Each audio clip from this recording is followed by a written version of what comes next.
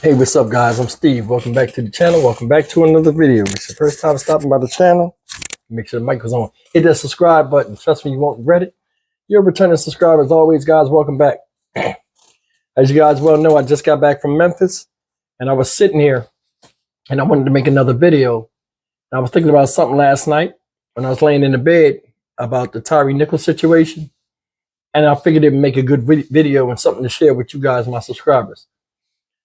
You know, I'll leave the description. I'll leave the video and the pop-ups at the end. You can go watch that before you watch this. If you've seen that already, then you'll understand this video. Tyre Nichols, I was sitting up here trying to estimate it. I think he was about 75, 80 yards away from his house when he was beaten by the Scorpion 5, right? Now, in the video, and I'll put it up here, I'll show the distance of how far he ran from the first stop to the second stop before he was beaten by these police officers, right? Now, I think it was close to a mile. It had to be. I mean, that straightaway is really straight, guys.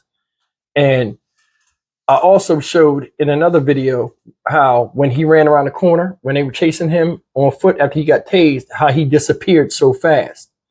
And I'll put that over here. But I think that part where he disappeared, where he made that sharp left in that little trail back there that came back out, I think that saved him. And that's what almost got him to the house. That little dip off threw off the officers. Now, at supposedly 8:25, you're looking at the time, and I'm gonna show you how much fear this man had, and it was the fight or flight, and he was really flying, guys. 8:25 is when he began to run, right? Central Standard Time. When Hempfield shot him with the taser, it was 8:25 when the gun sounded and he took off on his way home running. 8:33, they found him. They found this man 80 yards max.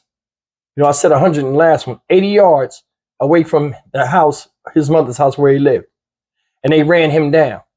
Now, I'm like, you know, if you go back and look at the video, and it's hard to watch. When they ran him down, they ran up on him real quick.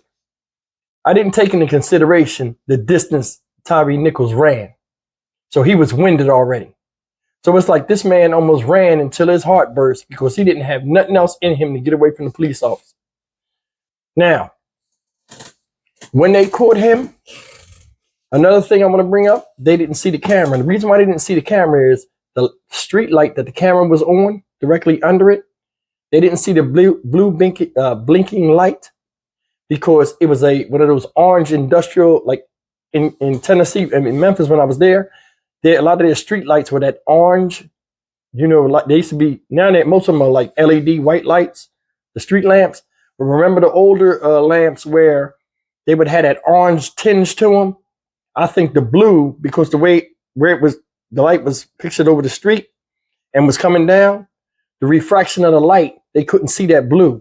That's why at the end, you see them flashing the light up there to see if they can get the camera to record and get the light to blink in code. Like I said, once it fixes on you, it stays blue.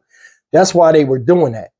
So, you know, a lot of people were saying, hey, you know, they were in the military and this is like code for something. It may be code for something, but they were trying to pick up that camera because I've seen how them sensors are. I walked up on them and I shouldn't say I messed with them. I just wanted to know, you know, for my reporting to this story, they couldn't see that blue light. I know for a fact they couldn't see it. They didn't even picture them to look up. I mean, they were so concentrated on him. But the reason why I bring up this chase stuff is because when you run up that thing, and I got a diagram up here, you can see there are 3 inlets into the neighborhood. That first inlet is its own neighborhood by itself, right? Now, each of these streets, when you go into these streets, like because he ran, you would have to turn left and go into it. The first one you go into is a totally different neighborhood with no access to the next one.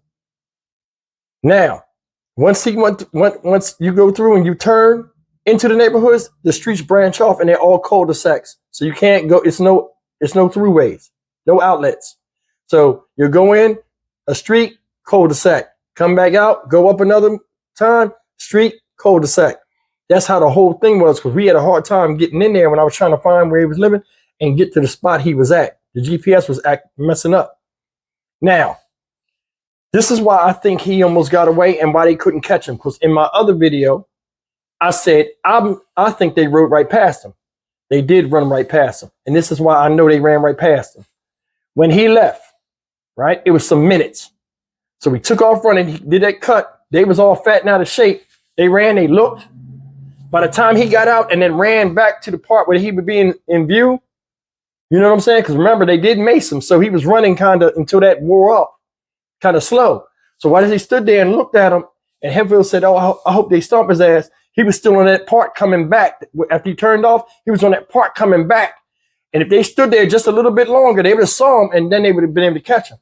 When they were walking back and all that stuff, that's when he was gaining that distance. When the police car came up, I think it was a sheriff. The sheriff said, hey, which way did he go? He was the first one that took off.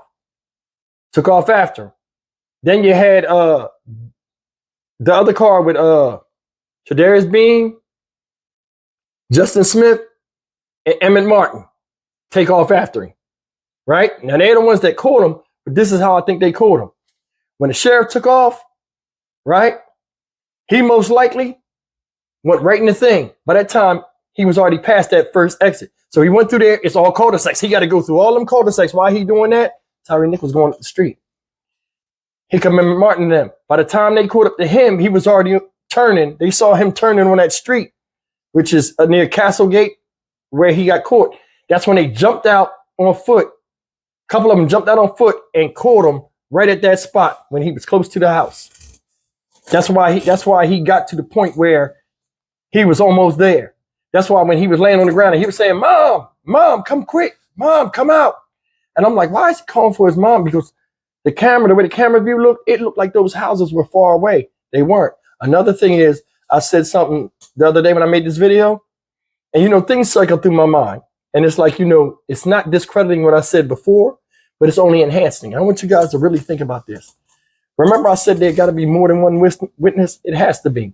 But I'm going to tell you something. The house, if you go back and look at the picture that's on my screen, on my thumbnail for this video, the house, he was on this corner here. They were beating on him. The way their cars are parked, it's a RV right there. That house that's the RV's parked in front of, only the garage is on that side of the house, so nobody could see from that house. So it ain't that house. There's no witness in that house. This house over here also was sideways. And the front door was up front. Tyre Nichols was on the ground. You would have never seen it. You would have just seen cars with their lights on and people bent over. I don't think that's the witness house. The witness house, I think, guys, is the one that's facing straight ahead. You know what I'm saying? And I'll put it up here right now. You guys can see when I pan out. The one where I turn is that big giant house face forward. I think the witness is in that house. And it may be that other house too. But whoever saw this had to be in a top window to get a view. It cannot be the ones on the same side he was at, because the RV blocks that house and it blocks the second house. So that's the thing. If it's a witness, it's one of them, the house, the straight ahead, the house over here, or this house right here. I don't think this house had an upstairs though. It wasn't. I think this house was a flat. I can't remember. But either way, guys, man, he was almost home.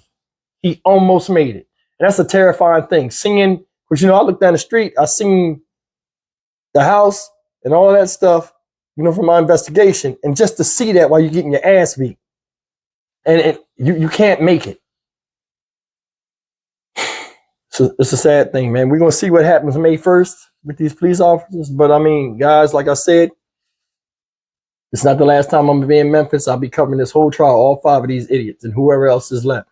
Another thing, all those officers, we keep getting random numbers of these officers of how many people got suspended. And you're like, okay, well, 5 cops did it. And I understand Hemphill got fired. And then they got the supervisor, Dwayne Smith, right? That's like what? At the most 7. Where are the other 9? You know where the other 9 are? See if you can guess. I'll give you a couple seconds. The ones watching the camera. Remember I showed you the way that the cop cam, what the control center looked like? It's like a movie theater. See it up here? Them's the ones that got suspended. I think the supervisor I heard quit. You know what I mean? The lead supervisor that's in charge of surveillance, I think he quit or stepped down. So this thing gets thicker and thicker. But guys, yeah, man, I mean, it's an unfortunate event. I'm glad I had a chance to come out there and cover the story firsthand and see all of this stuff that opened up the possibilities of stuff that the media never showed you. And I hope, you know, the family finds justice and these people get put under the jail. It was some asinine dumb shit they did. But anyway, guys, leave me a comment, man. As always, like, share, comment. Like, comment, share, and subscribe. I done got it messed up. I done did so many videos today. And I'll see you guys in the next video. Thanks for listening.